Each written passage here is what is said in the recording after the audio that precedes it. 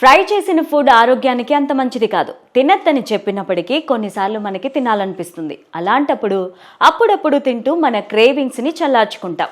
అయితే ఆ క్రేవింగ్స్ని కూడా హెల్తీగా సాటిస్ఫై చేసుకోవాలనుకుంటే మనం వాటిని హెల్తీగా చేసుకోవచ్చు. ఎంత హెల్తీ డైట్ ఫాలో అయినా కొన్నిసార్లు మనకి fry food, snacks, pakoda, bajji లాంటివి తినాలనిపిస్తుంది. ముఖ్యంగా వర్షాకాలంలో ఇలాంటివి తినడానికి చాలామంది ఇష్టపడుతూ ఉంటారు. అయితే వీటిని తినడం వల్ల చాలా మంది హెల్త్ పైన నెగిటివ్ ఎఫెక్ట్ పడుతుంది. ఎక్కువగా ఆయిల్ ఫుడ్ని తీసుకునే వారికి సమస్యలు ఎక్కువగా ఉంటాయి. దీంతో పాటు మనం వాడే నూనె రకం పైన కూడా మన ఆరోగ్యం ఆధారపడి ఉంటుంది.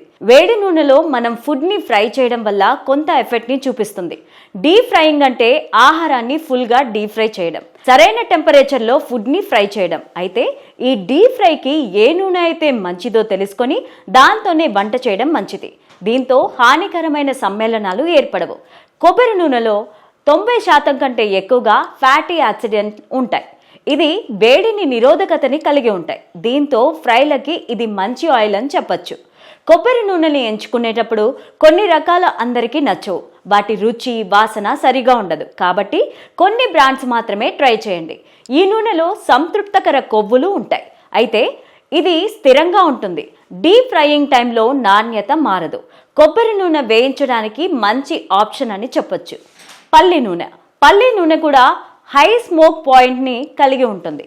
అయితే ఇది డీప్ ఫ్రైలకి చాలా బెస్ట్. ఇది కొన్ని వంటలకి అంతగా సెట్ కాకపోవచ్చు. ఇందులో 32% పాలీ అన్సాచురేటెడ్ ఫ్యాట్లు ఉంటాయి. ఇది ఆక్సిడేటివ్ డ్యామేజ్ నుంచి కాపాడుతాయి. దీంతో ఎన్నో రకాల హెల్త్ ప్రాబ్లమ్స్ని దూరం చేయొచ్చు. అవకాడో ఆయిల్ ముఖ్యంగా మోనో అన్సాచురేటెడ్, కొన్ని అసంతృప్త అలాగే బహుళ అసంతృప్త కొవ్వులు కలిపి ఉంటాయి. Refined avocado oil high smoke పాయింట్లో ఉంటుంది. నట్టి ఫ్లేవర్ బాగుంటుంది. దీనిని ఎక్కువగా వాడరు, కానీ ఇది కూడా ఫ్రైల కోసం బెస్ట్ ఆప్షన్ అని చెప్పచ్చు. ఈ నూనెతో వండిన వంటల్లో ఎక్కువైన ప్రమాదకర పదార్థాలు ఉండవు.